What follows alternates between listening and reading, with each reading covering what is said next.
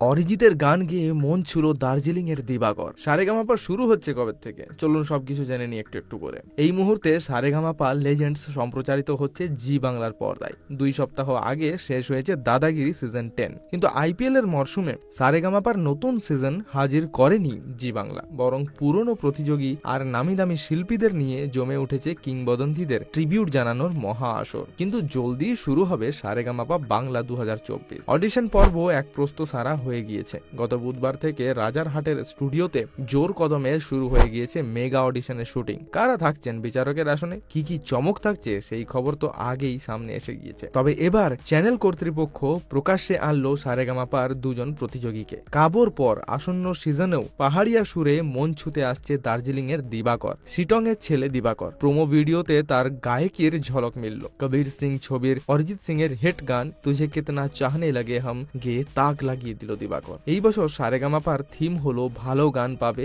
যোগ্য সম্মান। রাজ্যের সব প্রান্ত থেকে অডিশন পর্বের মাধ্যমে প্রতিযোগীদের খুঁজে বের করছেন রথিজিৎ ভট্টাচার্য, জোজো, ইন্দ্রদীপ দাশগুপ্তরা। দিবাকরের পাশাপাশি সারেগামার মঞ্চে শোনা যাবে ঘাটালের শিখ কন্যে অঙ্কনার গান। গ্রামের মেঠো পথে শীষ দিয়ে গান করে অঙ্কনা। তাকে দেখতে যেমন মিষ্টি, তার গলাটাও ততটাই মিঠে। আসন্ন সিজনেও সারেগামাপার পরিচালনার দায়িত্বে থাকছেন অভিজিৎ সেন। আইপিএল এর পরবর্তী সময়ে অর্থাৎ জুন মাসেই শুরু হবে সারেগামাপার নতুন সিজন। তারিখ এখনো ঘোষণা করা হয়নি, তবে খুব শীঘ্রই সেটাও জানা যাবে।